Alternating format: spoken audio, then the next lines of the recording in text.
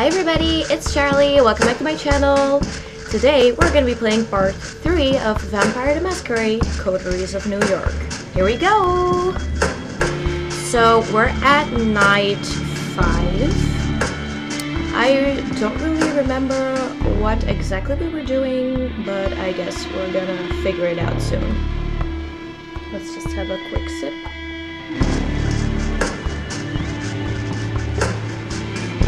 Alright. Yes, we were gonna check out the Malkavian, I think. Yeah, I'm gonna check out the Malkavian. So Sophie suggested you meet Hope at a reclusive member of the Malkavian clan she supposedly holed up in an internet cafe in Lower Manhattan. Let's go to her. Gotta move my mic a bit because I can't read my screen. It's a quiet, moody internet cafe. Half of its space serves as a comfy coffee bar these days, but behind a glass wall, it still has a space dedicated to rows of PCs. From the street, you can notice tired adults in casual clothes typing away absent-mindedly, and some bored kids wasting the late evening hours on colorful online games. If Sophie's intel is to be believed, this is where Hope has set up her haven. One of the waiters is standing outside the building, gazing at the sky with a smartphone in one hand and a vape pen in the other. You approach the man and tell him... Boo. I'm gonna go with this one. Yeah. I'm here for professional reasons. My superior appointed me to this place and told me that I can meet a person called Hope here. Can you help me out? He releases a soft chuckle. Professional reasons? Come on. The man slowly takes a drag from his e-cig, sizing you up and down in silence. After a long awkward moment, he raises his voice again. Come, right this way. He heads back into the cafe and you follow his lead. When you make your way through the space with computers, no one averts their gaze from the spreadsheets, emails, Facebook profiles, or games of Fortnite. It's a common sight, one you wouldn't have paid much attention to a few weeks ago, but now it seems so unnervingly quaint. Would they still be spending their time like this if they were immortal? The waiter unlocks an unassuming door at the end of the room and lets you inside. You two swiftly make your way through a labyrinth of sterile gray corridors, taking confusing twists and turns. Feels like you're traveling into a different world, crossing one invisible portal after another. Eventually, you reach your destination. Your guide motions you to enter a dark room with a lone source of pale light, a computer screen in the distance beckoning you to come closer. As you do, you hear the door shutting behind you, your back, and a short chuckle echoing behind it. Is this the place? That looks like it's like a streaming setup of sorts on the right there. Nothing else to do but sit on a chair in front of the computer. The monitor displays a modern chat application. A cursor is blinking in the user nickname entry field in the middle of the screen, obviously expecting you to input your handle. After brief consideration, you type in... I'm just gonna go with my name. Diana. Better play it straight, and prove you have nothing to hide as a gesture of goodwill. After a few seconds, the chat window opens and messages start appearing on screen in quick succession. Hostage executioner. Oh, they're typing. Okay, wait, hold on. Yo, hey. What's going on? What's all this? Who is Diana? No idea. New user. What the hell? Anyone in Fort? No announcement. Who, identify yourself within 2 minutes or get banned. Okay. The chat goes silent, everyone seemingly waiting for you to say something before proceeding. This must be a close-knit group. Better say something before they kick you out. Looking for Hope. Is she here? Who the fuck are you? This was meant to be a safe channel investigating what went wrong. Stay calm. Can you get their location? Yeah, sure.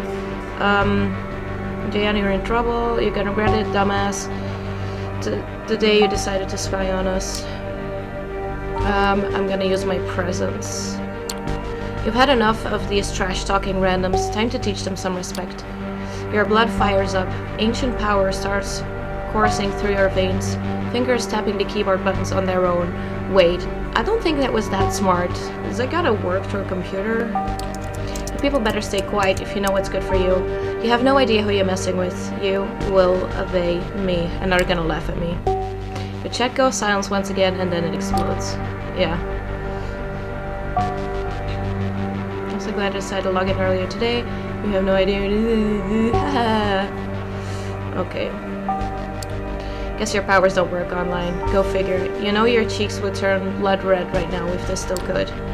Get the info. Nice. You wanna die, asshole? You will die, you will die, die, die, die. Oh.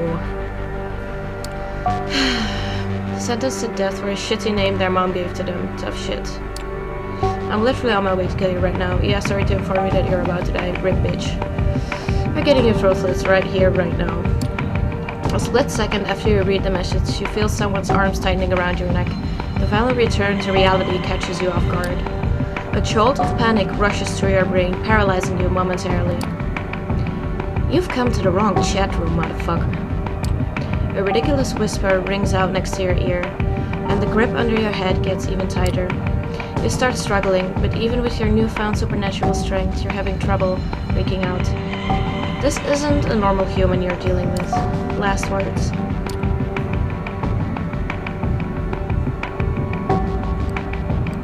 Your chat room sucks ass. Hey, that's just rude, but I still laughed. The hand holding your chin shifts its position slightly. Don't struggle, or I will break your windpipe. Or my phone. Which would end even worse for you. Sounds of a camera shudder and light flashing. Did they just take some selfies with you? Alright, that's enough fun. I'm letting you go. We can have a talk. Don't do anything stupid, Miss Intruder. Pretty please. The mysterious assailant loosens their grip on you and gently pushes you away. You quickly turn to take a good look at them. Let me just finish this. Oh, hey. She reminds me of me. It's a pale blonde woman in her 20s, giving you slightly judgmental looks while rapidly tapping away at her phone screen. First, you notice her outrageous outfit, seemingly thrown together from random thrift store finds. Then you take note of her tattoos, a sprawling tapestry of odd patterns and designs covering every visible part of her body. At first glance, it all seems aimless, but it has a consistent sense of style upon closer inspection. Her eyes focus on you for a second. Gave you a scare, huh? Sorry, that's what you get for entering a lady's haven without her permission. And she's back to her phone. With her relatively small build, it's hard to believe you had trouble overpowering her physically. But then again, nothing is what it seems when you come to the undead. And even compared to the vampires you've met so far, she comes off as eccentric. A curious presence. She shoots you another glance, noticing you're still cautious of her. Calm yourself, girl. I wouldn't pull anything like this anymore. It was just feel stupid saying it out loud, a vibe check. A vibe check? Yeah, I got a glimpse of your vibe on the internet, and in a dangerous situation, I'd say I've got a pretty good idea about who you really are. I'm Hope, by the way. If you're here, you've probably heard of me, so I went ahead and skipped the pleasantries, but come to think of it, I might have skipped too many of those. Yeah, she definitely fits the description you were given by Sophie. I still can't believe you got so mad online. You actually tried to use your powers on people talking trash about you for who knows where? Jesus. But you know, I kinda respect that dedication. It's amusing. Your chat room sucks ass was funny, so there's that. Unless you really meant it, which in case, hey, fuck you. Anyway, don't worry about the chat. It was all a game to us, no hard feelings, okay? I'll introduce you properly later. On the monitor, the chatting continues normally. Your visit is like yesterday's news, no longer relevant to anything. But oh, look, if we were going to talk about you, you should have something to say too. What are you doing here? About time she asked. Note to self, she really loves the sound of her own voice. Sophie Langley sent me here. Langley?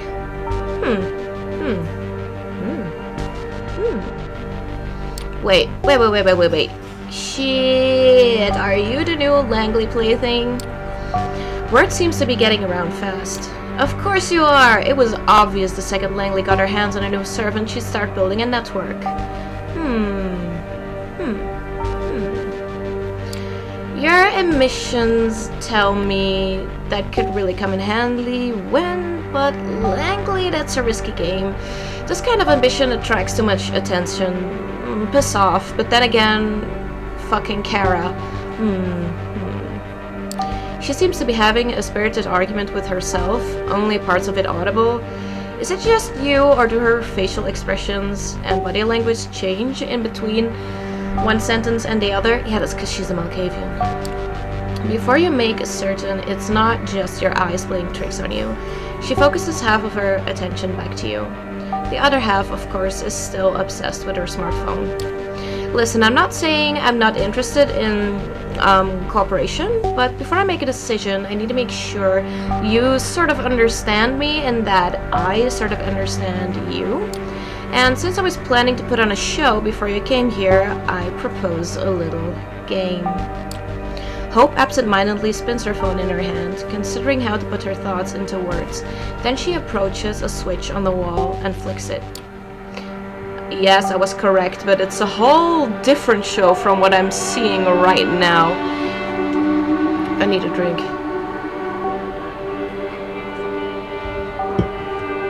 It's so hot in here, I swear. Summer, I can't deal. Whew.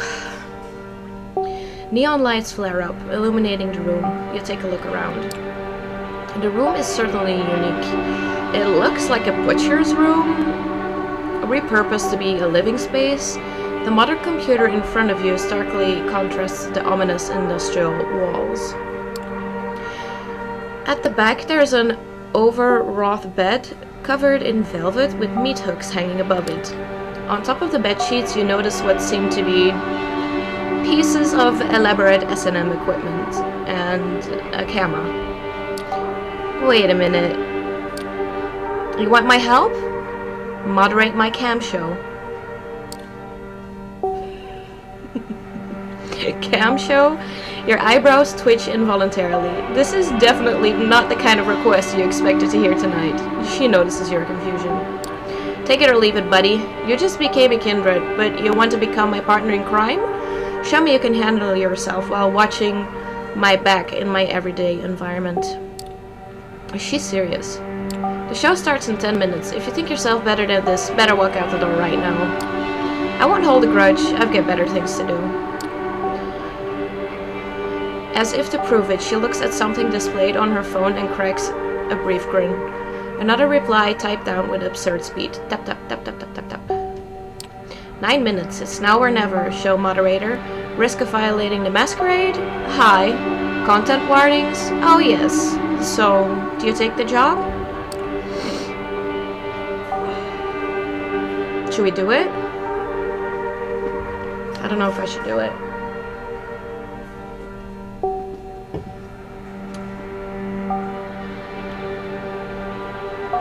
Why the hell not? Let's do it. Hope brightens up, and her smile looks surprisingly sincere. Excellent. I promise you might find this interesting in more ways than one. Alright, give me a second. She spends a minute setting up the computer you used before, then urges you to sit down. The explanation of the moderator's functionalities is simple. It boils down to ignoring anyone who doesn't disrupt the chat, banning anyone who does, and kicking anyone who's causing minor trouble. 5 minutes later, she's already online, sitting on her bed in a provocative pose. It is a sex show, isn't it? Her voice, previously hushed, rings out with full force. How are you doing tonight, hopefuls? You peek at the chat. We're not worthy, queen, okay. Okie dokie.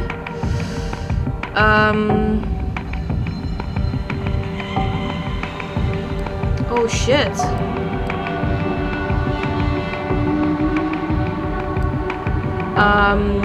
I think ignore. You're tempted to try to kick and ban prompts as soon as possible, but obviously you won't punish someone for a little dirty talk. Thank you! Today's show is quite special. Please welcome our new moderator, Diana. I'm so sorry for sentencing you to death earlier. At least the community here seems to be a bit more welcoming this time. Looks like this place has an established hazing ritual. Or maybe they and Hope came up with one especially for you. Who knows? You decide to stay silent. Eventually people stop riffing on and you focus entirely on the star of the show. Alright, let's start this one with a bang, shall we? So, this is where the strip show starts. You raise your head, curious about what kind of performance she's going for. First, she opens her mouth and reveals her retractable fangs in front of the camera. Right off the bat, the online audience is treated to a sight of her wholly human set of teeth turning into a monster's maw. The image is both revolting and fascinating. She raises her left wrist for everyone to see, and then bites. The fangs immediately turn her arm into a horrifying, gory mess. It's unclear if she used them to slash or bite, but one thing is for sure, no ordinary human could cause such damage. If an ordinary human suffered such a wound, you'd expect a geyser of blood to appear too, but it doesn't. Hope's technically a corpse, so it's impossible. She flashes a monstrous smile and starts smearing vitae all over her hand to maximize the impact of the violent image. Then she starts drinking it up. She makes it a point to make the sight as gruesome as possible, looking like a hyena feasting on a corpse. The contrast of her behavior with her look of an Instagram model is stunning. When she's done, she reveals her wrist to the camera for the last time. She starts making theatrical gestures with her right hand as the wound begins to mend. Shortly after, the wound is gone. It's like a magician's trick. Her left hand looks like nothing bad ever happened to it. Here's an appetizer. First blood to kick off the show. While you're wondering what the hell is going on, Hope catches a glimpse of your bewildered face and turns into your direction. How's that for an opening?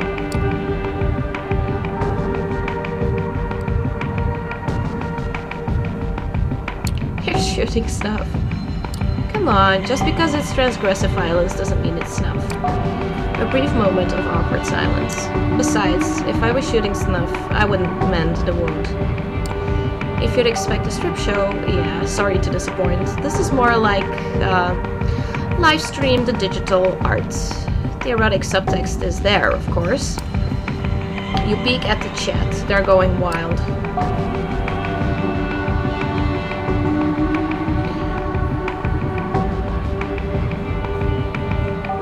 Okay.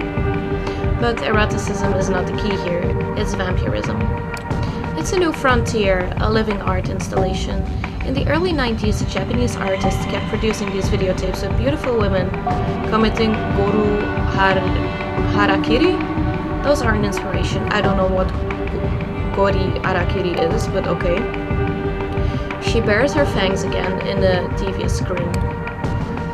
But I've no interest in auto-destruction or turning myself into a victim. This is a celebration of a body I love, not self-inflicted punishment.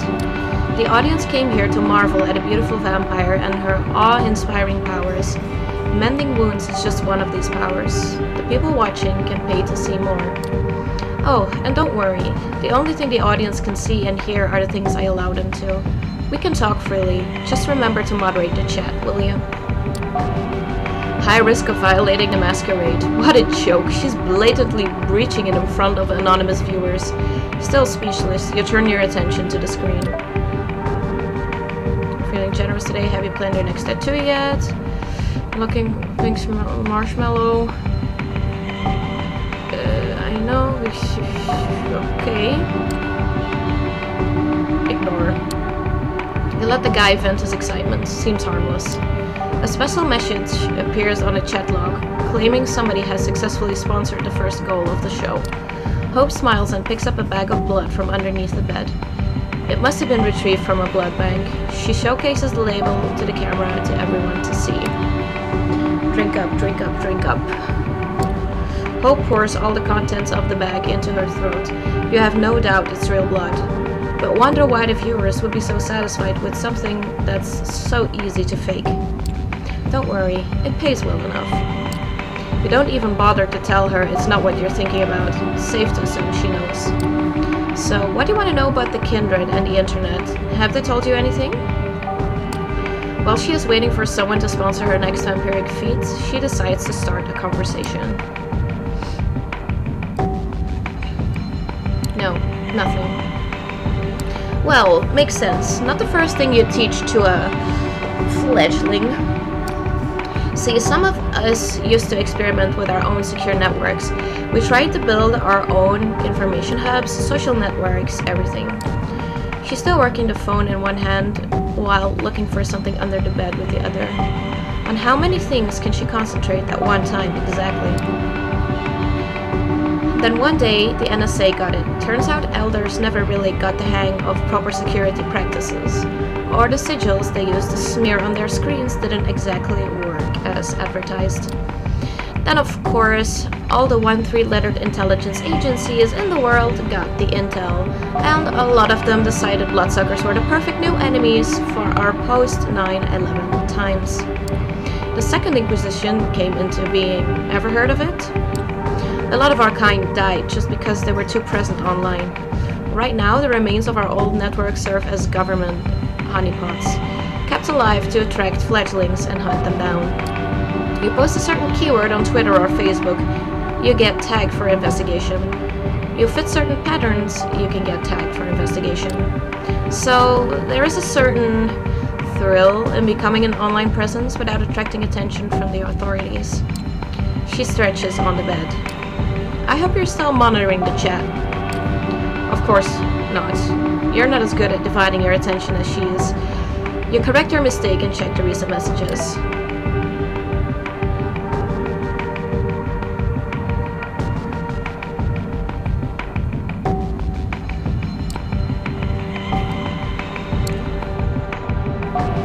Yeah. Time for decision. Ignore or ban. But I don't know which one we were about now. Good job. She's keeping close tabs on you. Anyway, yeah. When the Nosferatu admitted to Camarilla, their network got compromised. The elders were batshit insane. The internet communications became strictly forbidden. There were executions. A lot of people who used social media to secretly contact their mortal families and lovers got offed. That goes without saying. But if you weren't careful, even the most innocent web usage could result in being punished with final death. Thanks to user Dick Steele, the next goal has just gotten successfully funded. Vanishing Act. Dehumanize yourself and face the bloodshed. She raises her hand, 3 fingers up, 2 fingers up, 1 finger up. The countdown ends and she immediately disappears from the screen like a ghost. You can still see her on the bed, but the live feed indicates there's nobody there. When you deeply focus on the digital image, you swear you can make out some unusual glitching where her silhouette should be. But it could very well just be a placebo. You ready for this? 3, 2, 1. A flash of the camera, the instant she reappears on the screen, she takes a selfie, sticking her tongue out in a provocative manner. The chat room explodes in cheers again. She is their vampire queen. You briefly wonder about her being glued to the screen. Is this the fantasy everyone is here for? A girl showing off cheap magic tricks while lazily browsing her social media? You realize you are way out of your depth here. Meanwhile, Hopes decides to continue her lecture. Those were some wild times, especially in New York. While most of them have no clue as to our real nature, a lot of clandestine organizations have classified us as national threats. And since this is where the towers fell, the agencies are very much present around here, looking for an easy PR victories. The last SI raid here was just a few years ago, and it was a big one. Stirred up the hornet's nest something fierce. But although it's 2019, NYC is ruled by someone who got embraced before World War II, and then the cam as a whole, got really spooked and swore off the internet. Of course, they're not dumb and understand that you can't really coexist with modern kind without the internet. It's a gray zone right now, like piracy. Technically frowned upon, but let the one without sin cast the first stone. The SI is a real threat, no joke, but in many senses, the darkest place is right under the candle. You take another look at the screen. How about some bad stuff? Show us next time. It's been a long, hard day. Please give me a shout out. A familiar nickname pops up.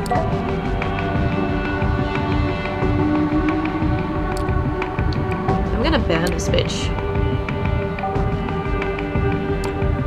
Well, that was overzealous. Please don't terrorize my viewers, will you? The chat is ridiculing you again. That was the best choice. That wasn't the best choice. Let's hope you can bounce back from that. Oh yeah, fun fact about being a vampire. We can sweat and pee if we just exert ourselves really hard. Some of us can even orgasm. We can even cry, but only tears of blood. It's something I'd always dreamed of doing when I was 14. So romantic, and it drives them crazy. As proof of her words, a scarlet tear starts running down her face. The chat goes wild. This seems to be exactly the kind of thing they've been waiting for.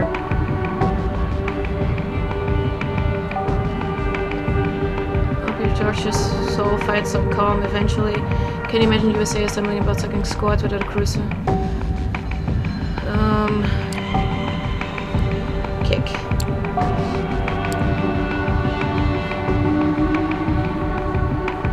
You realize what we're doing here is a blatant reach of the Masquerade, right? I honestly expected you to leave or inform somebody by now, but you haven't, have you? You try to focus on the chat.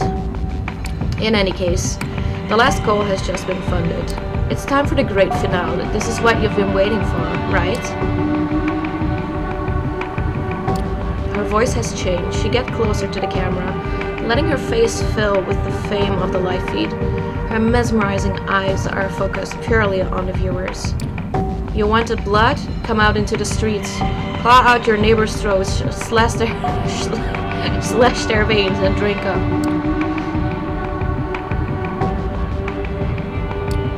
Hope's presence becomes absolutely horrifying, and it influences the chat in some incomprehensible way. Everyone starts typing like they're possessed.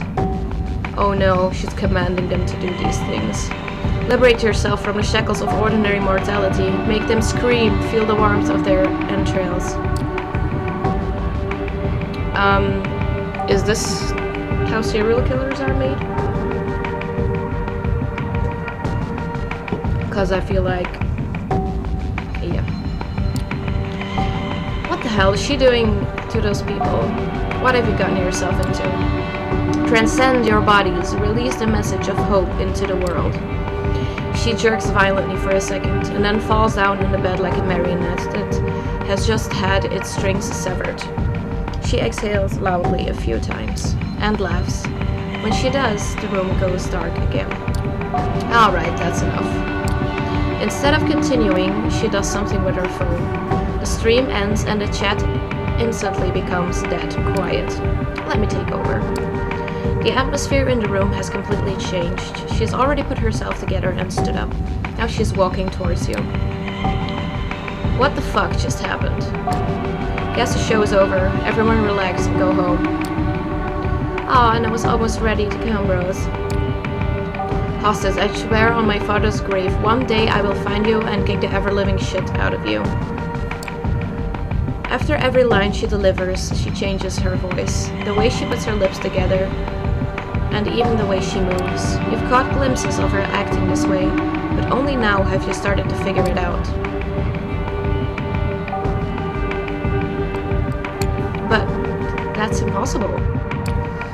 I'm immortal, I'm bored, I'm separated from most vampires in this city by a generational chasm, and I'm so goddamn lonely. The internet used to be my only friend. Years ago, I started searching Tulpa's collective underconsciousness, all the mumbo-jumbo at the intersection of psychology and spirituality, and I decided to experiment. The show was fake, it was all her. A few years later, I was an Instagram fashionista and a successful erotic model, a vital part of pop culture commentariat, a viral shitposter, a cryptocurrency expert. All of my internet selves started signal boosting each other, paving the way for new ones. I became a one-woman empire surrounded by legions of psycho fans. The chat was fake. Some may think of it as as DID, but that's bullshit. Everyone has online alter egos they buried. I just resurrected them. They gave birth to new ones and let them crossbreed. Her constant tapping at the phone, even during the show, somehow she's capable of impersonating an entire chat room. I don't even have a self that could disassociate or be mentally ill. I'm a host, a living database. I live because I find it fun to be an information conduit, to process trends and support the ones I deem worthy. There was no Masquerade violation. She was showing off her skills all along. She put you into a world of pure fiction, the same way she was testing you when she attacked you from the back. Damn, she is good at this. Of course, you can just ignore what I'm saying and decide I'm just another deranged Malkavian, but hey, annihilation of the self is the only way to survive in the 21st century. If there ever was an era that demanded images of beautiful people transcending beyond humanity and inspiring others to do the same, it's this one. Although for now, because of Masquerade, my audience is quite limited. Speaking of, you want to be the star of my next movie? Sure, why not? I have a hunch you're just saying that. Still, hey, in a way, this too is transcending beyond self. But yeah, your test is over. Now the question is, do I want to work with you? She puts away her phone for the first time since you've met and gives you a good hard look. Guess I can give it a shot, yeah? You're not that dumb, you're not that boring, and you're kinda cute. Don't worry, no more modding jobs. Mods get attached, and that's always bad news. She grabs your arm and starts leading you out of her room. I've put you through enough shit. Next time, I'll let you in on a little job I'm doing. We'll hit the streets and you'll see why Sophie told you to contact me. She leads you through a labyrinth of grey corridors. It's a different route than the one you made in your way in. This city is so much more than its elites consider real. Stick with me and I'll guide you to places Camarilla elders couldn't reach in 100 years. She leads you out of the building, into the back alleys. Even if someone else rules the streets, we will rule the information highways. This is the power of hope. She lets out a theatrical laugh and disappears. You don't even notice when she leaves you alone, but you assume everything went as well as it could. A new ally, the power of hope. As you walk off into the night, everything around you feels a little less tangible than it did a few hours ago. Okay. We gotta rest, I think. Yes, we gotta rest. This was the night.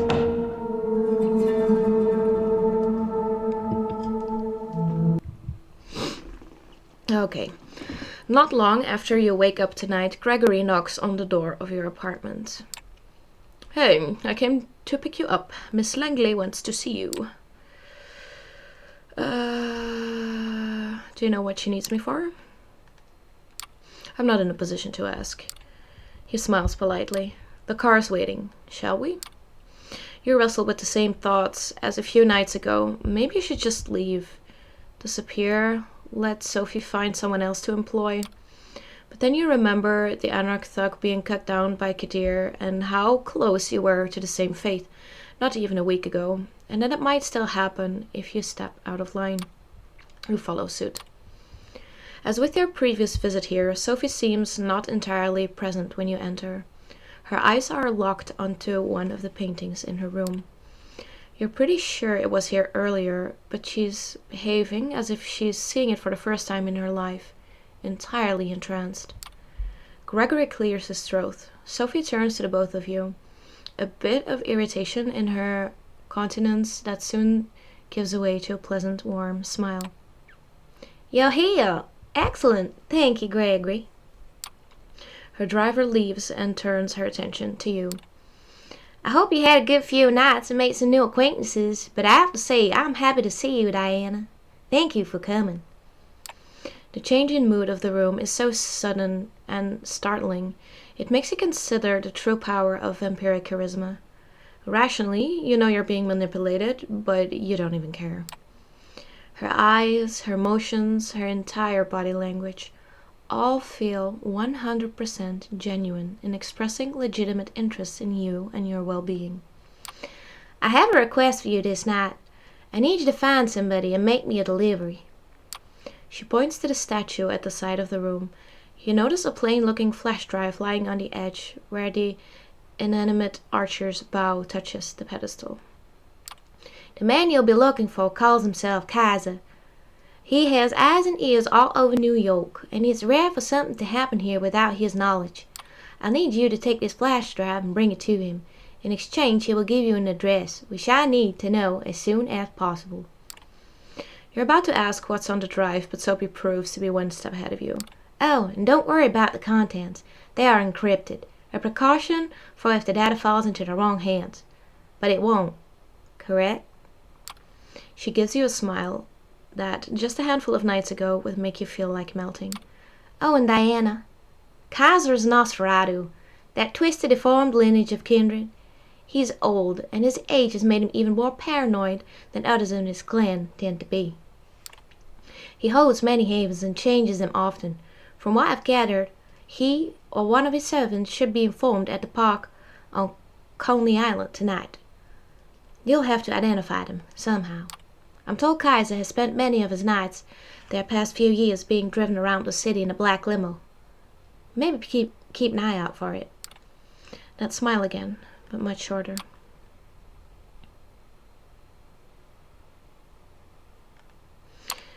Anything more you can tell me about Kaiser? He's been here a long time, about as long as I have. He got into a lot of trouble for exchanging information with both of the Anarchs and the Camarilla in the past, but ultimately got off scot-free. Kaiser's web of information proved to be strong enough to shield him from the consequences of playing both sides.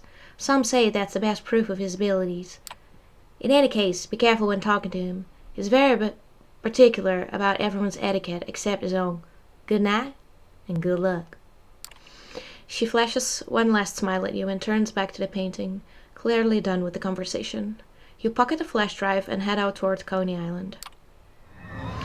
It takes you the better part of an hour to reach the lights and sounds of the Coney Island amusement park from the city. The drive is almost pleasant this time of night. Thank God for Belt Parkway. There are plenty of people here tonight, but nobody who stands out as a traveling purveyor of secrets. Then again, if they did stand out, it would be kind of pointless, right? Nothing to do but figure out the right approach. I'm not gonna ask around, we're gonna search. There are plenty of nooks and crannies to investigate around here, but if Kaiser frequents this area, there has to be some kind of clue to grab onto, right? You spent a good hour snooping around, eyes peeled for the black limo Sophie mentioned, or any sign that a Nosferatu, or any vampire, has their haven around these parts. Zilch. Annoyed, you turn your back towards the light of the amusement park, only to find a man standing in your way, wearing an oversized jacket. He had the air of a junkie or a dealer about him. Who knows what he's got in those pockets? You lost?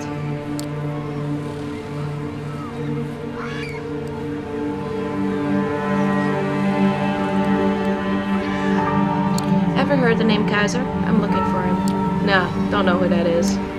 He's a terrible liar, clearly full of shit. Dominate!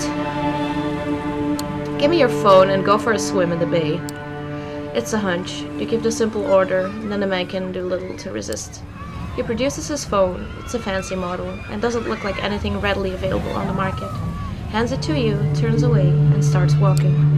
The phone's locked, but a recent smudge on the screen gives you a rough idea of what the combination might be. You get it right on the second try.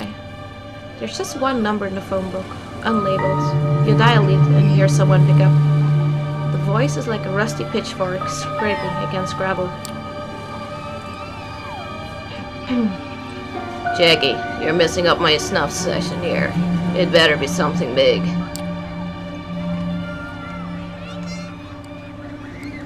Hi, I have something for you from Soapy Langley. Care to come pick it up? Silence. Not even a sound. The call ends. You try calling again, but the number is blocked. Nothing to do, but wait to see if he shows up. Not 15 minutes pass before a black limo stops near where you're waiting. One door opens, an invitation. The inside of the limo, it used to be a luxury lounge. The kind with a stripper bowl and a bar full of alcohol. But it currently has none of that. Instead, there are monitors and consoles. There are dozens of displays, each one showing something different. Surveillance, camera footage, stock market quotes, television, news, emails, tweets, silent movies, lo-fi footage of a gory torture session. You wonder if the limo's owner can focus on anything while surrounded by all of this visual noise, and then realize there's nobody there. Or is there? A man blinks into existence on a leather-covered couch, attempting to maintain something that approximates a regal presence. You're the 100% sure it's Kaiser. Surrounded by dimly lit computer screens, his features are even more ghastly than you imagined. All sharp angles of twisted bone, mangled flesh, and crooked teeth. He bears them in an awful parody of a smile. Suddenly, someone grabs you from behind, twists your arm, and pushes your head against the car's roof.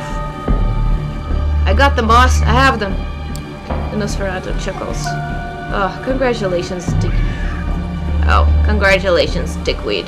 Could have done that before you gave away the fucking phone. Just let them go already. But you're going to make me repeat myself, you thick motherfucker. He lets go.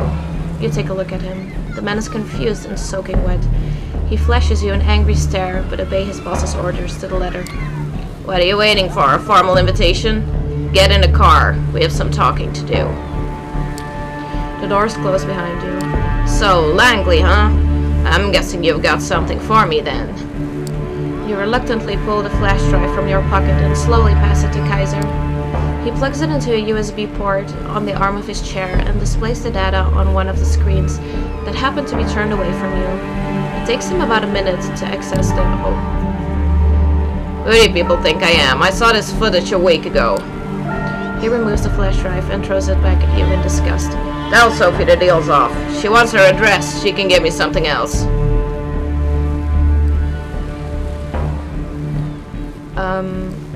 This is the first time we get a red option like this, so I'm gonna do it. Oh, I can't.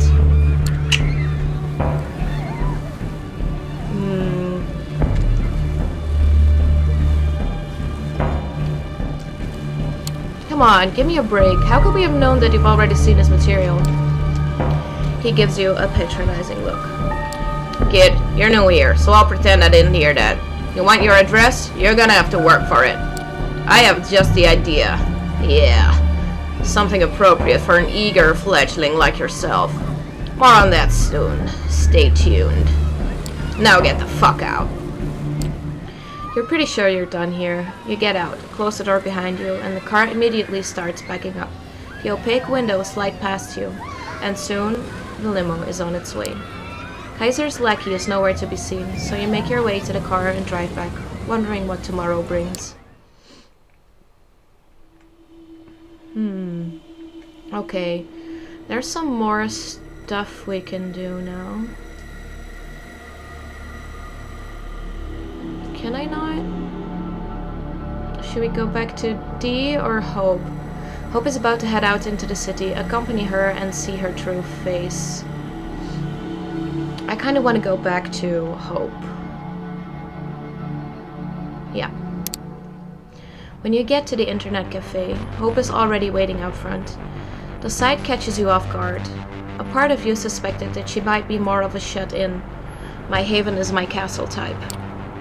Perfect timing, we need to go for a ride. Get in, get in, get in! She doesn't wait for your response and jumps behind the wheel of a lavender vintage roadster instead. The engine starts roaring expectantly, causing everyone's head to turn. Not wanting to attract needless attention, you quickly slip into the backseat of the car. The moment you shut the door behind you, the vehicle sets off, tires screeching. Sorry for not bringing you up to speed first, but hey, this is NYC. Everyone's always in a rush, and this is even more true when you're kindred. I like her car. It's cool. Now, allow me to take care of some business, and I'll be right with you.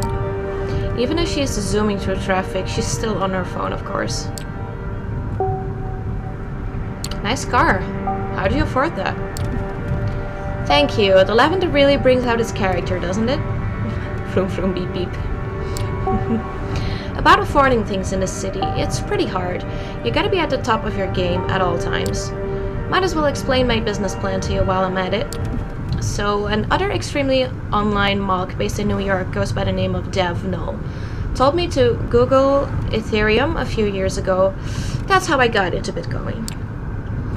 And I found a new religion, 23-year-olds selling visions of governments replaced by benign code and decentralized consensus. Masses ruled by algorithms as just as the law of physics. Idiot man-child investors trying to shape their realities through sheer fanatical zeal and dedicated collectors of the things as abstract as a rare SCH-256 decryptions. I have no clue what that is. No clue. Her driving style is far more aggressive and dangerous than you're comfortable with. Is it just you, or does she peek into the rear view mirror more often than she looks straight ahead? A hyper-speculative environment where nothing has real value, only abstract beliefs matter. And your life savings can be ruined by a single bullshit tweet. How could I wow, I can't speak anymore. Refuse the allure.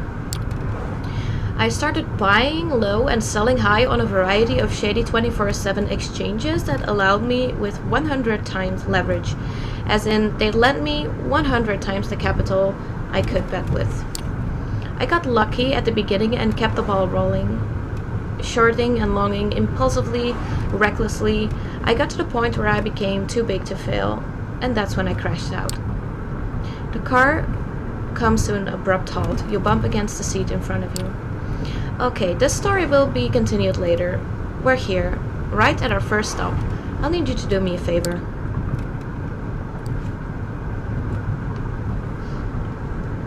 Where exactly? I'm meeting a guy here. Well, you are, but I'll lend one of my handles to you for a minute. Seeing that weird guy in a Yankees cap standing around the corner? Approach him. Tell him you're at young, hot, petite ingenue. Take the phone he gives you and bring it here. Get going, honey. It's illegal to park here. You jump out of the car and approach the man Hope has pointed out. Not a lot you can tell about him based on his appearance, aside from the fact he seems pretty shady. The guy assumes a comically threatening pose as you approach him. The hell do you want?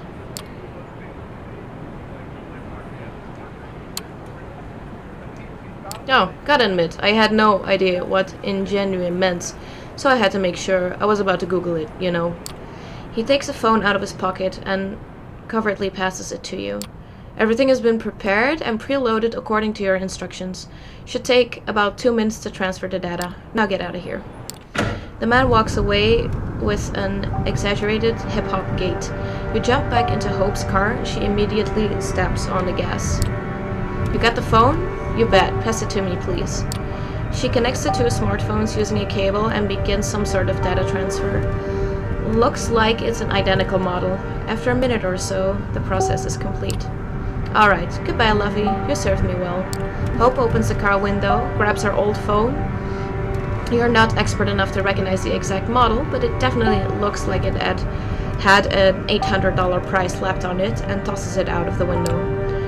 Surprised, you look behind you and see a car in the opposite lane run over the abandoned vehicle. Hope notices your quizzical look. I've been eating a lot of burner phones lately, and I'm not going to use some cheap piece of shit, so it's a pretty expensive necessity.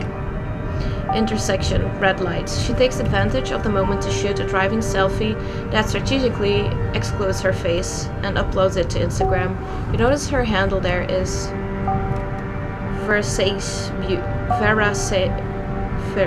something beauty.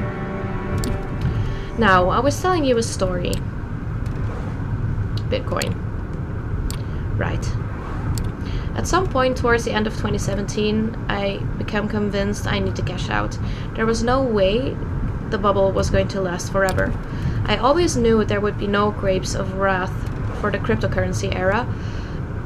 It would have to be a series of profoundly antisocial, disconnected events. The whole crypto culture was a decentralized church of lone millennials who rejected all established modern values and kept atoning for the original sin of not buying Bitcoin back in 2013. Another abrupt last-second turn. You're pressed against the window. What the hell is with her driving style? Bet a life you never wanted to live anyway and get a chance to win a priceless pile of nothing. Untether yourself from all the worldly desires. Find joy in suicidal ideation. To this day, money holds no real value for me. It's as abstract as a video game score, a bunch of numbers on a screen. This joyless world changed me forever. I knew I had to escape. So I took my piles of fictional dollars to a new arena, elite NYC social circles. Not because I wanted to scam them and make more, but because I wanted to finally have some goddamn fun. I mean, of course, I had to scam them in the process, but it was only in service of becoming something more than a star, a constellation. Another abrupt stop this time, next to the entrance of a shifty-looking back alley. Alright, friend, this time you're at leaky gut syndrome, whistleblower extraordinaire. Whenever a press sneak fuck wants a leak... What? You've got it? Got it? Leaky gut syndrome, okay. Sorry for putting you out there in my place, but I only personally contact people as a last resort. Gets harder to protect my identity each time I show my face. And since I've got you, our man is waiting for you in this back alley. He's paying back a favor with a flash drive containing crucial information we need to stay safe in this city. Retrieve it. I will circle the area. Make sure we aren't in danger right now. When you're done, get back here and I'll pick you up. Everything clear? Good. You exit the car and see it drive away in a hurry, then head into a narrow passageway. Sure enough, there's a man waiting for you at the end of the back street. Unshaven, wearing wrinkled clothes, with a nervous eye tick. He looks even dodgier than the guy you just met. When you approach, he gives you a mean look. You lost something? You said you've got a little something that might interest me. Of course, straight to the point, aren't you? Alright then. Clumsily, he produces a USB stick from his front shirt pocket and holds it before your face. When you reach out to take it, he pulls his hand back and gives you a sly grin. Getting all this data was risky, you know. Miss Montgomery is as unusually secretive person. Digging up dirt on her took more effort than I expected. The effort that I should be rewarded, I think. The more you ask around about her, the more you expect a letter saying, give up your inquiries, which are completely useless, at your doorstep. Perhaps attached to the severed cat head. You catch my drift? The secrecy surrounding her screams. Friends in higher places, brave new world order, Illuminati shit, you know? Makes me think I deserve some hazard pay.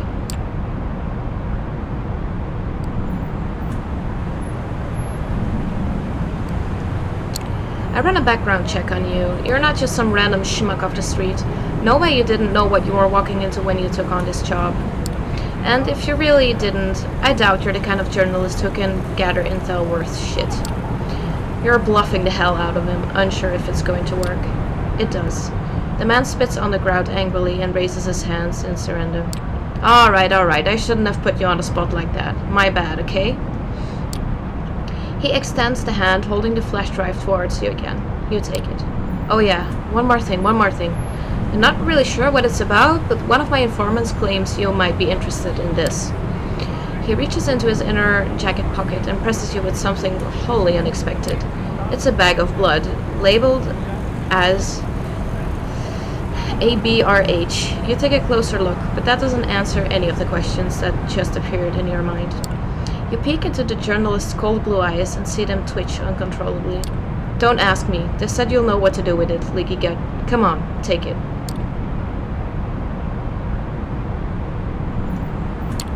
Fine, I'll take it. You grab the bag. Anything else? Yeah, I don't think so. That's good for your cooperation. Another eye twitch and an awkward silence. You hide the blood bag under your clothes and leave the alley the way you came. Hope's car appears behind the corner just as you walk out onto the street. It doesn't even fully stop when you approach, but slows down just enough so that you can jump in. The moment you close the door, she leans into the gas pedal with her full strength, causing the engine to roar. Her driving style definitely doesn't reflect how laid back she seems as a person. We've got it? You throw the flash drive onto the seat next to her. Perfect. Any problems? How did the meeting go? You relate the entire back alley encounter to her. Towards the end of the story, you notice she's not staring at the road or her phone, but directly at your face. The realization startles you. You've got that bag of blood with you? You place it on the seat next to her. She peeks at the label. She looks at it again. Then she steps on the brakes. Fuck. I'm okay. She grabs both the bag and the flash drive you've obtained and throws them out of the window. Looks like that's her favorite method of taking care of problems. That bag was a message. AB negative used to be my blood type. It's the rarest one, found in less than 1% of the United States population. Glad you didn't drink it. Who knows what they've done to the bag? Some NYC vets can tell the wild stories about using irradiated blood to locate and kill other kindred. Seriously? Glad I didn't drink from it. Better safe than sorry, yeah, still. I wonder if they would have done anything to this blood. That would be some kind of 5-dimensional chess move. But yeah, this contact is compromised and needs to be cut off. Goodbye, my journalist frenemy, and goodbye, dear leaky gut syndrome. You've both outlived your usefulness. After a brief period of hesitation, she deletes the whistleblower extraordinaire account and sighs. Another one bites the dust. I've got another story to finish. I was talking about Bitcoin, and then where did I stop? NYC elites. Alright. You know who saw the real face of this city? Anna Delvey. Ever heard of her? A Russian working-class girl, born in Anna Sorokin. She moved to New York in 2013 and convinced everyone that she was this insanely rich trust fund kid, a wealthy German heiress. Manhattan elites totally fell for it, and they bought it for years while she swindled them. I feel like this story is real. I think I've seen a podcast about this, because there's actually a kid who tried this. She only got arrested in 2017 after having stolen almost... Yeah, I think this is real. I'm not sure if that's her real name, but this is a real story. Sorokin created her Delvey persona out of thin air, convinced everyone that she was going to set up an art fund, and kept tasting off of life's finest pleasures while being basically broke. She even made up a fake family financial advisor, then killed him off when she became a liability. And apparently, most of her rich victims never admitted to being scammed out of shame. By now, you're sure, the way she scrutinizes her surroundings, her reckless driving, she's trying to escape somebody. Now, Delphi's locked up with murderers and Rikers, writing her memoirs, apparently picking a lot of fights. Bless her heart, she'll forever be an inspiration. But I have more advantages than she ever did. I have my own considerable funds, and I can rely on many more made-up people than just some old-ass financial advisor. A whole bunch of fake content creators and influencers that every rich dumbass wants to get in touch with and collaborate. Makes it super easy to earn more money than I invest. You've seen it firsthand, both as a deceiver and a deceived. It's a city of illusions. Make non-existent money, come up with fictional status, play nonsensical Camarilla games. And one day, you might just find yourself at the top. Alright, we're reaching our last stop. You look around, you're coming up on a parking garage. You're gonna take an elevator to the 70th floor. Oh my god. I've never seen such a high building in my life. Give the masked man you meet in front of the door this memory card. It contains an art house movie I've made. By art house you mean vampire movie? Yes, a movie you've seen me rehearse in my haven. You didn't think I was doing that just for show, did you? I found some filthy rich Manhattan pervs who'll pay a fortune for a convincing vampire cam show. I don't need money, but their IT industry connections gave me an idea. When we give them this memory card, we'll gain access to the tech that allows us to take on my biggest enemy in this city. So your nickname this time is going to be... Oh no, we crashed the car. You are momentarily dazed and can't immediately understand what happened. The first thing you know for sure is if you were still a normal human being, you'd be dead.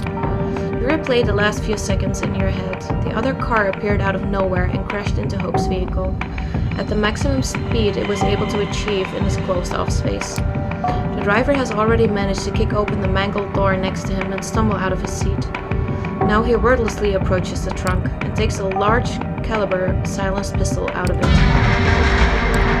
He starts approaching the lavender wreck of Hope's car, obviously ready to finish the job that he started. You have to be fast and violent. It's your him now.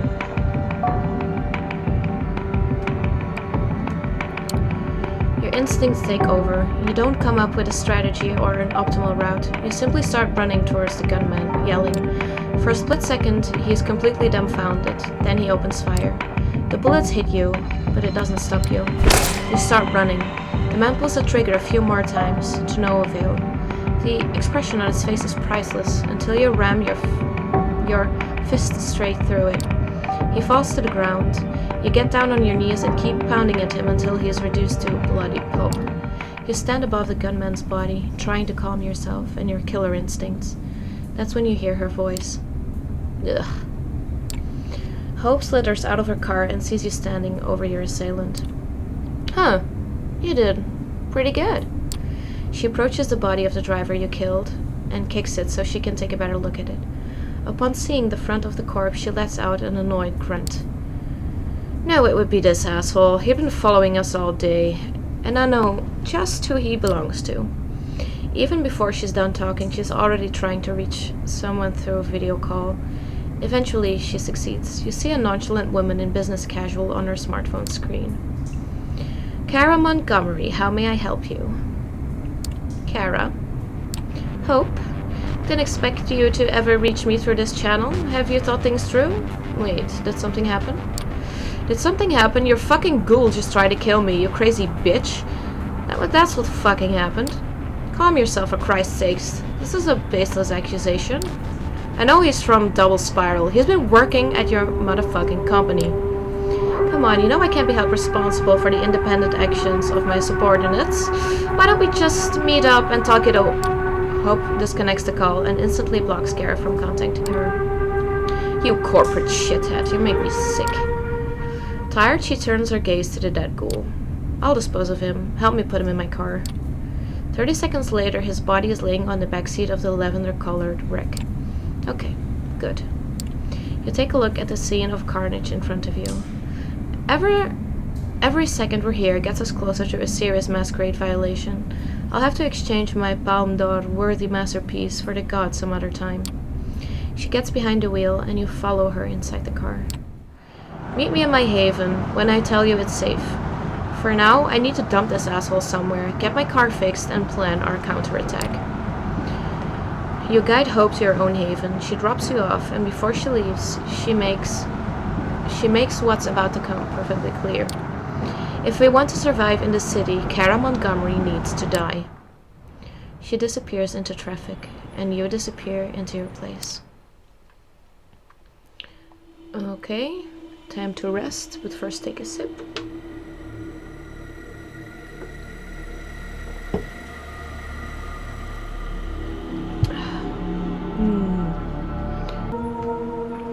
Okay, you're walking down the street towards your haven.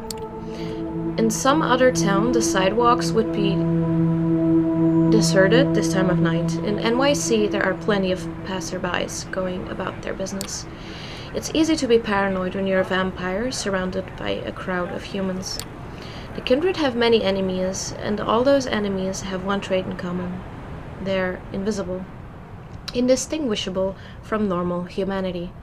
Other vampires, hunters, all look like people. Is that old man just a tired restaurant worker or a kindred thrall, trailing your movements? Are the officers idly waiting in a patrol car ordinary cops or Second Inquisition specialists looking to end undead threats? This kind of thinking leads to madness, but you can't shake the feeling that someone is watching you. It's not the first time you felt like this. Whatever this is, it's probably something you have to take care of. Best case, someone is tailing you. Worst case, you'll be attacked and killed. Unfortunately, being undead has its limitations. The sun is coming up soon and you'll burn to a crisp if you stay on the streets. You reach your haven and settle in for the day, disconcerted by the idea that someone might know where you sleep.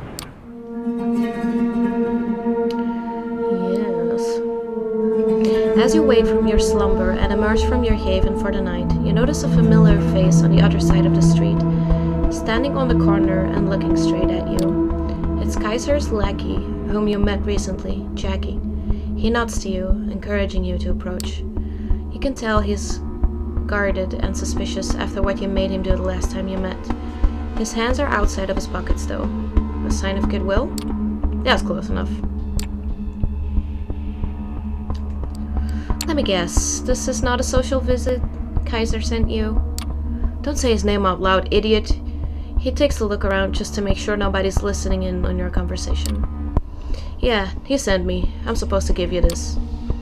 He produces a crumpled piece of paper from his jacket pocket and hands it to you. Read it, memorize it, then give it back here. It's a letter. The paper might be just a page ripped out of a spiral notebook, but the writing on it is exquisitely detailed and deliberate. It reads. I'm gonna take a picture of this, just in case I need to recall it later. Time to square your debt with me. Go to the wine shop at 232 Mulberry Street and ask for the 1821 Special Reserve Donatello Negramaro. When they tell you they don't have it, say you're a fidel servitore della famiglia G. Those exact fucking words. And make sure you get the G right. Yeah, I'm taking pictures of this. You'll get a bottle, just take it and leave by saying grazie. Don't ask how much it is or anything else, just walk out. When you have it, come back to Jackie Boy here and let him know. Okay. You done? Memorize that shit and hand it over.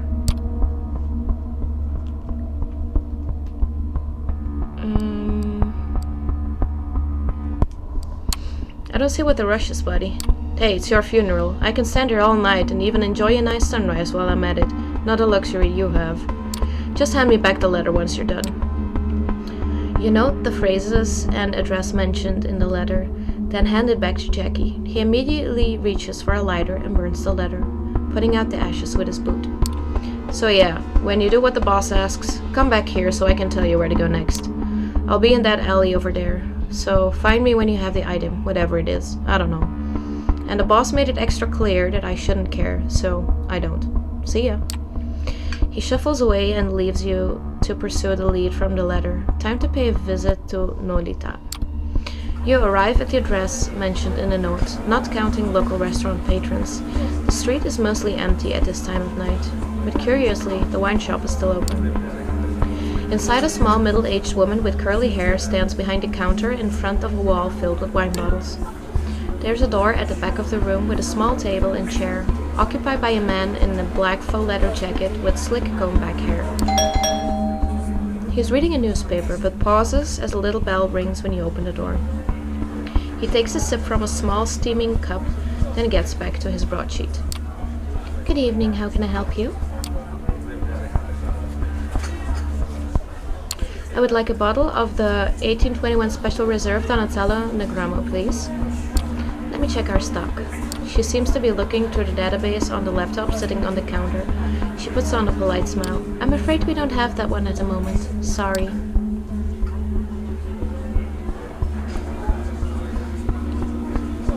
Recite the phrase straight and simple. I'm a fidel I am a fidel servitore della familia G. Ah, in that case, let me see if we have any in the back. Wait here, please. The woman leaves the counter and goes through the doors in the back. The man by the table puts down his newspapers and takes another sip from the cup, washing it down with a gulp of water from the nearby glass. He tries to hide it, but there's no doubt he's watching you. About a minute passes. Remain silent and wait. You remind yourself of what Kaiser wrote in the letter and keep quiet, patiently waiting for the woman to return from the back of the store. The man finishes his drink and starts doodling on the newspaper, his eyes darting to you every so often. The doors to the back of the store open up and the proprietor emerges with a small, unlabeled, squat bottle of crimson liquid. She gives you an apologetic smile. Scusi, sorry for taking so long. Turns out we did have it. She offers you the bottle and you reach out to grab it, but she retracts it.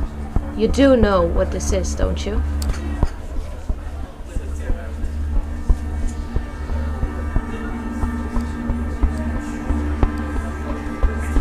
I'm gonna go with presence. You focus your blood and immediately see both of the people in the shop focus intently on you and what you're about to say. I know exactly what this is, and I'm the right person to give it to. The woman gives you the bottle without hesitation. Grazie. Deciding you've pushed your luck far enough, you nod and exit the store, then take a brisk walk to your car. Nobody follows you as you leave Nolita and drive back to your apartment. It takes you some time to find a parking spot, but you finally get out of the car and start looking for Jackie. He's not far from where you parted ways just under 2 hours ago. Got the goods? Sure do. Cool, stand by. I gotta make the call. He takes a few more steps into a narrow space between two buildings and takes out the same high-tech phone you saw him carrying last time. Hey boss, yeah, they have it. Where do I point him to? Okay, yeah, I'll tell them to go there right away. He puts the phone back in his pocket and turns back to you. Willets Point, half an hour, so you better step on it. See you around. With only a flippant salute, Jackie starts walking down the street. You make your way back to the car and drive. You had to push the speed limit to make it on time, but you're here. Willets Point is quite a change of scenery. This place is a post-industrial dump, the nearby stadium notwithstanding. You stop your car once you realize that if you go any further down, the potholes will kill your chassis. You step out into one of those gashes in the asphalt, splashing in the ankle-deep water. Kaiser's limo is nowhere to be seen. In fact, the whole place is pretty much deserted.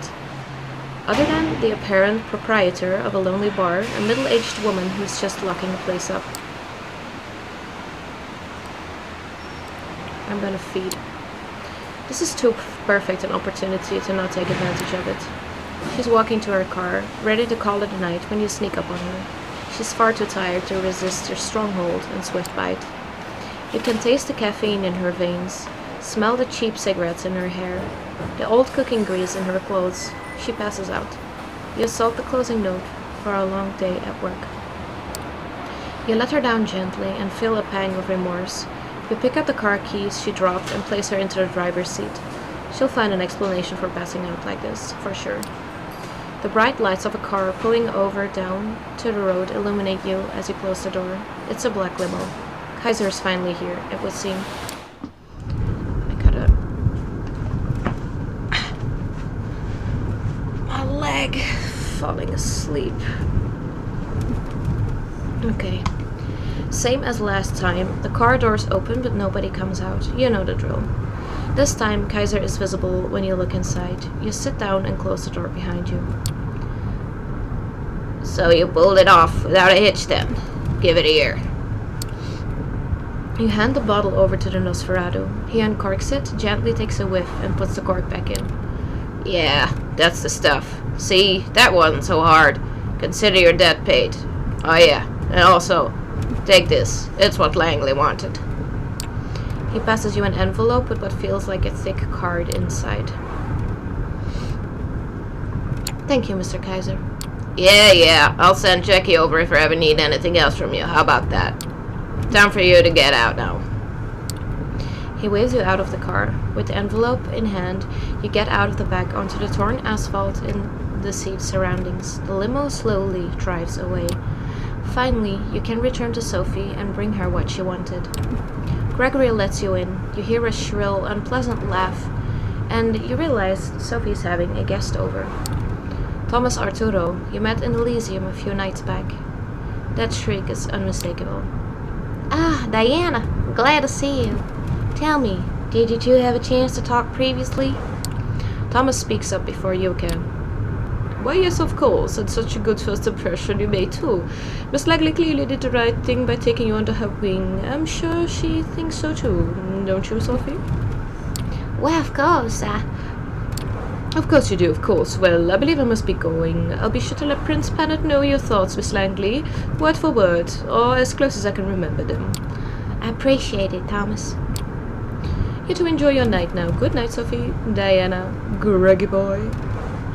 He gives you a sly smile. Sophie's driver opens the door for Arturo, and the guest steps out with a single wave of the hand towards his host and you. The doors close. He's quite a character, isn't he? Yes, quite. But he has uses. Thomas has clout in court and access to make juicy details on everyone from the prince to the lowliest primogen. It's useful to have him on your side, even if his eccentrically requires some patience. Speaking of patience, you've been putting mine to the test lately. Did you manage to contact Kaiser and acquire what I asked for?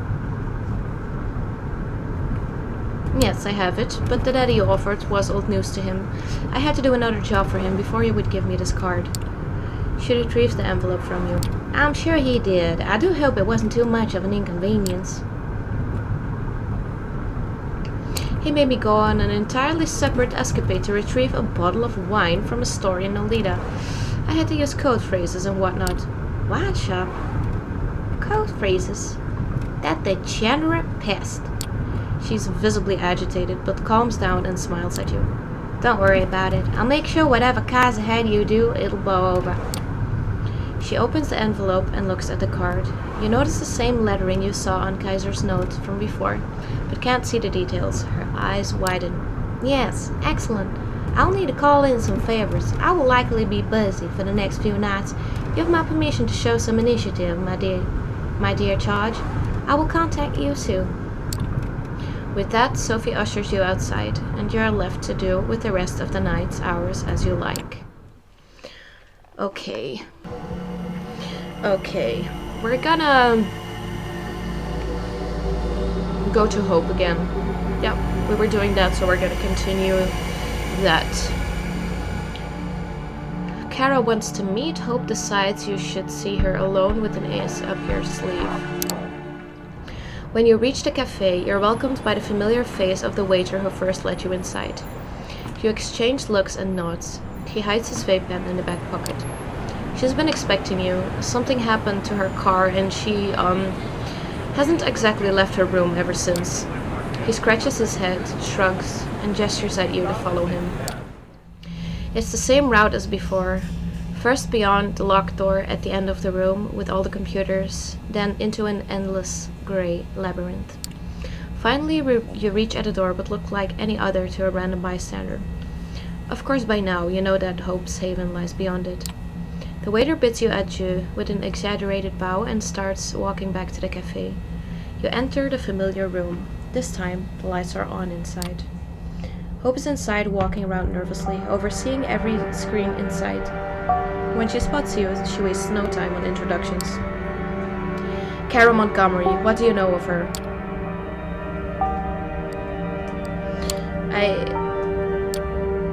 You could have seen her in...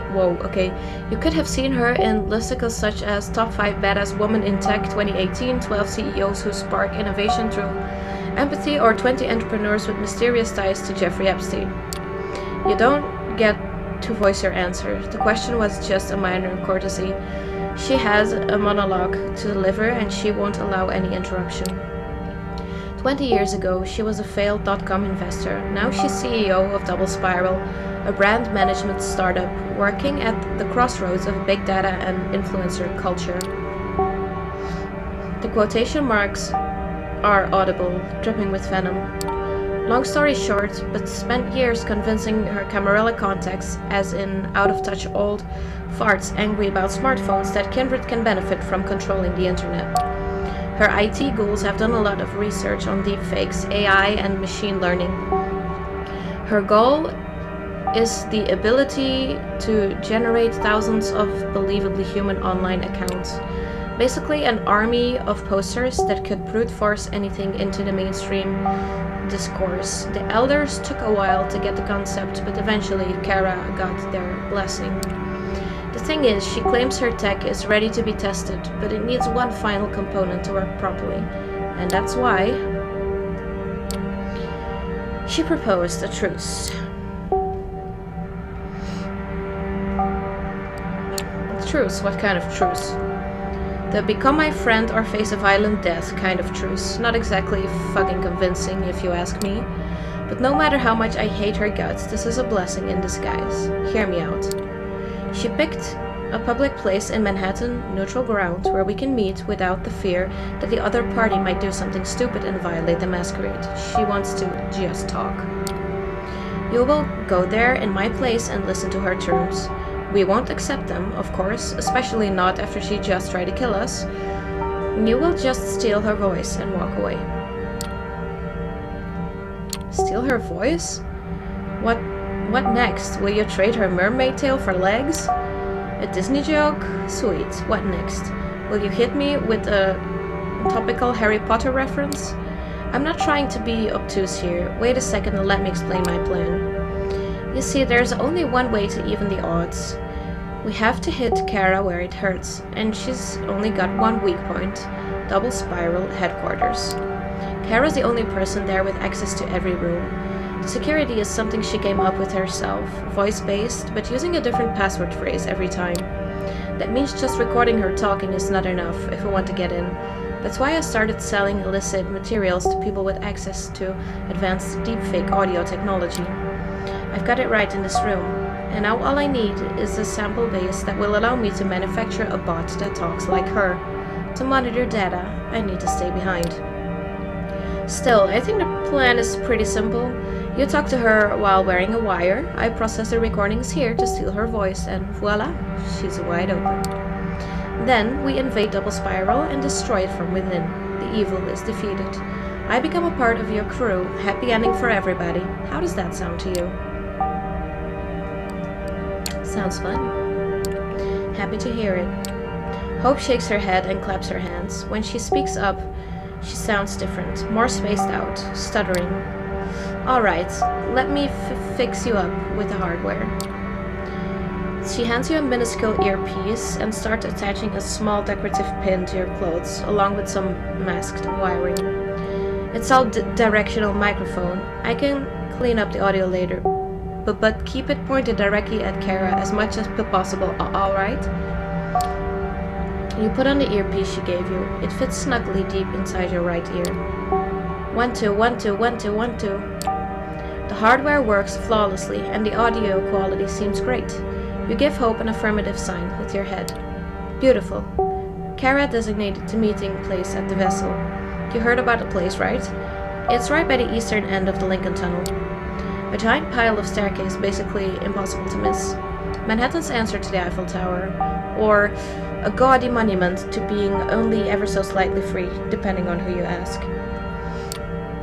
I'll drive you there, but my car is still in the shop and I don't want to risk being spotted by Kara's people. And I need to process the voice data from here.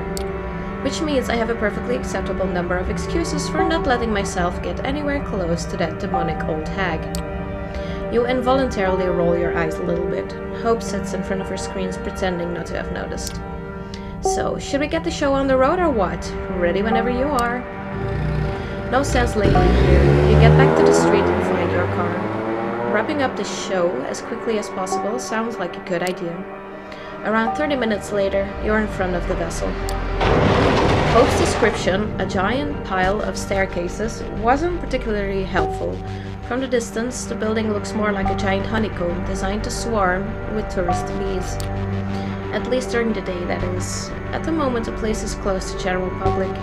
A few men who look vaguely threatening and out of place are making sure nobody unwanted gets in. However, you have no problem getting up the stairs. All it takes is an exchange of knowing glances with one of the guards. You are expected. A lone figure appears in your sight. staring down at the streets of Manhattan. You know, city people often complain about being unable to see the starry skies, but I always thought the real tragedy was how they're unable to appreciate the man-made sea of lights that surrounds them. You can teach people a lot of things, but you can't teach them to see, huh? You recognize the face from Hope's phone. Finally, you meet Kara Montgomery in the flesh. She turns to you, puts on a wide smile, and shakes your hand with a firm grip.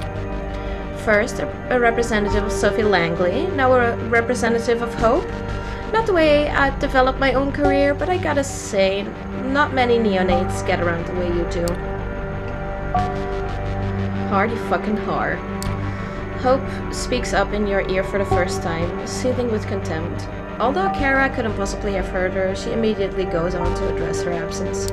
Can't say I expected her to actually arrive here with you or instead of you. On the other hand, I'm sure every single word I say will be instantly relayed to her. And for the first time in forever, your empty blabbering will serve an actually useful cause. So let me make sure we cut out everyone but the middleman for a while, okay? She takes out her phone and taps the touchscreen. In a few seconds, the barely perceptible buzzing sound in your ear disappears completely. You can't hear Hope anymore. It's probable she can't hear your voice right now either, which would mean she must be raging and cussing out everything in her sight at the moment. This obviously wasn't something she expected to happen. Could it be that Kara saw through your plan? You have to play it cool and see what happens next. Knowing Hope, you've probably heard whatever scraps can be googled about me and a pile of insults for good measure. Obviously, I know everything there's to be known about you as well, Diana. I don't believe we have a need for formal introductions, but first off, let me apologize for the discomfort my former employee has caused you. I was remotely aware of his planned actions against Hope. I fully condemn them. I'm glad to see you unharmed, and of course applaud your swift disposal of the psycho. Langley chose you well. Brief silence. So let me cut to the chase here and present myself in the best way I know how through my ideas. Who do you think has a monopoly on reality? Not much for small talk, is she? Who do you think has a monopoly on reality? Corporations do. That's a fairly typical answer, very 21st century sounding. Have they succeeded in replacing the state here, though? She signals to someone behind you. For a while, you've been watched by Kara's men who circle around the staircases, presumably her ghouls. One of them sets off downstairs. You know, Bolivia just had a military coup. Hundreds of new accounts posting about nothing but Bolivian politics in English. Set out to convince every random person online that the US wasn't to blame. Sloppy work, if you ask me. Now imagine this, a 17-year-old K-pop fan from Ohio writing an entire thread about how her relatives in La Paz are actually glad the president is gone. A film reviewer with a side interest in politics selling you a CIA-approved narrative about Evo Morales. An approachable fitness guy explaining the situation to you in simple terms, just like it is. Animated voice, expressive gestures, and steadily eye contact. She taught herself how to project a good image, but it isn't a natural yet. At times, it feels as if she's screaming at you to trust her. It's not hard to emulate the masses. Reach out to one of those Eastern European troll farms and bang. A few hours later, you have a clone army that will instantly voice their support for any cause. You will spread your message, but you won't foster a new culture that serves your goals. Won't masquerade your messaging as independent, though. For that you need personalities, not the masses. But the ability to emulate personalities, a whole different ballgame. Not a craft, but an art. You need to understand your fabrication so deeply that you start to hate it and then learn to love it. And if you want to make a bunch of those personalities follow one agenda, you need a once-in-a-lifetime team to achieve that. A like-minded, artistic collective, both ambitious and obedient. Even though you can't hear Hope's voice in your ear right now, you could swear you could hear it in Kara's speech. It's the exact same tone she was using when monologuing in the car. One of them must have been a big influence on another. Or perhaps they used to be in a position where they both shaped each other's personas? Hard to say. Only one thing is for sure. And that is, Hope must be absolutely furious right now. Is it possible that Kara knew about her plot? Fingers crossed she doesn't. The state is satisfied when an account that went unused for 5 years suddenly starts yelling imperialist propaganda into the void. The aging corporations are too set in their ways. But imagine a fresh startup that enables the proliferation of ideas adjacent to the prince's plans for the future. Now imagine it getting into bed with the biggest corporations agencies. So many unlives that could be improved or even saved from the raids of the First Light. I have the infrastructure. I have the elder support. All I need now is a mastermind at the center of it all. Hope. Yes, hope. She looks down and takes in the scenery below for a while. Then she points at her t-shirt, the one piece of clothing that clashes with the rest of her outfit. You know, I'm a huge fan of punk. The leading idea of my company, Double Spiral, is to make everything I do a little bit punk. I'm all about clashing ideas. I'm all about disruption. You blink a few times in a quick succession. Oh, God. You think to yourself, she's that kind of person. You saw a lot of them in your old life. Another deluded executive who thinks they're on a mission for higher powers, insufferable during meetings, possibly did xoxo? And can't shut up about it. I have no clue what that is. Always desperate to come off as cool. You collect yourself and escape from memory lane. Kara started talking about hope, so you better listen. To me, hope is as punk as it gets. A free spirit, fiercely independent. An eternal contrarian, at odds with everything and everyone, developing her talents just because she finds it joyful. But God, does a girl need guidance? Not putting her talents to better use, rotting away, posting insane bullshit all the time. What a waste.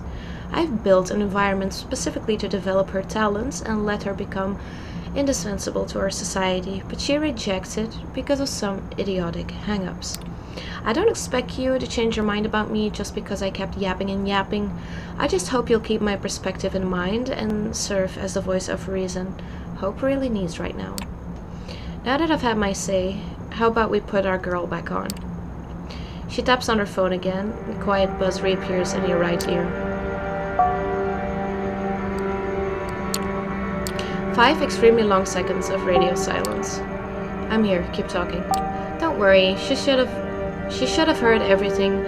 I just wanted to spare you an annoying commentary track while I introduce myself. Excuse me for a second. One of Kara's guards approaches to show her something on his phone. Hope uses the distraction to get you up to speed with how things are on her side. Yeah, for a second there, I was about the rage at the hag has gotten the better of us, but hey, go figure. She just wanted to take a piss in my Cheerios. The plan worked. I have a lot of data from her monologuing and some private sources, but the more we gather, the better.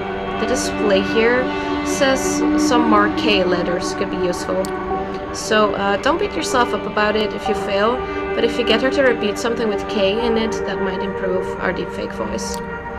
Looks like Kara's done talking to the guard. Sorry about that. Looks like I've got to attend a sudden meeting with Google representative shortly. Hope snorts. Not bragging though. By the way, does anyone Hope know about this little rendezvous? Your patron, any other companion, or maybe the Nosferatu? Nobody. It's just us. Should I have told anyone? Maybe. Maybe not. It just says a lot about your personality, that's all. Anyway, no offense, but since Hope's not here, I really have to rush. Honestly, I feel a little insulted that she set up this meeting and didn't even bother to show up. Insulted and suspicious, her tone of voice betrays her. She might have some good instincts. Too bad she didn't trust them here. Still, out of respect for Langley, I decided to have this talk with you. To explain you why I'm an asset to the Camarilla, and to explain why the elders need Hope by my side. What the worm-brained hag here forgot to mention is that the elders don't give a shit about me. Even if you don't see it my way now, I believe you've sown some seeds here that might sprout in the near future. Double Spiral looks out for people who look out for it, is all I'm saying. But before I leave, you know, there's one thing I really wish I knew. Like when I knew her, she was a different person, or different people, depending on how you look at it. Why doesn't she fight against me so much? Why does she fight against me so much? What's her motivation to resist so much? What's her motivation? Good question. She's never shared it with you. Answer whatever you want, but A, you better lie through your teeth. B, get her to say V a few times if you can. It might improve a few shortcomings of your deepfake software. V. What's your answer? Survival. Kara snorts. Spare me. If she just wanted to keep pulling through, she'd have a much better chance by my side. Pride or spite would be far more believable as an answer. Should have told me you either don't know or don't trust me. Survival. V times 2. Good attempt, at least. One of Kara's people erupts with the theatrical cough. Kara gestures at him to calm down. I really need to go now. See you around, Diana. She begins to walk down the stairs, surrounded by her guards once she's gone from before your eyes. Hope decides to summarize your mission. For the love of Christ, wish you could have kept her droning for a little longer. Turns out the tea letter could use some improvements as well. I'm not complaining though, she did good. And don't worry, the data I have should be more than enough to generate a convincing deepfake. I just need to put in some more work. So I guess I will get to that right away. Enjoy the rest of your night. Drop my hardware at your haven when you get a chance. I'll let you know when we're ready to hit Kara's base of operations. Pray for my success, sweetie, and I might be done soon, maybe even tomorrow. And once we're done with her, we'll talk about how I can repay you your generosity. Amen. The connection drops. It looks like that's all for now. You gaze at the sea of lights around you for the last time, and then start making your way back to street level. Okay. We have to rest, and we're done with Hope for now. So I think I'm gonna end it here for today. So that's all that we could do with Hope for now. I think next time we're gonna get back to D'Angelo and see if there's something else going on there, because I kind of want to figure out if he has more detective stuff that he wants to do. Anyways, thank you guys so much for being here again. Don't forget to leave a like on this video, leave a comment down below, and subscribe to my channel if you want to see more videos like this. I'll game with you later, guys. Bye!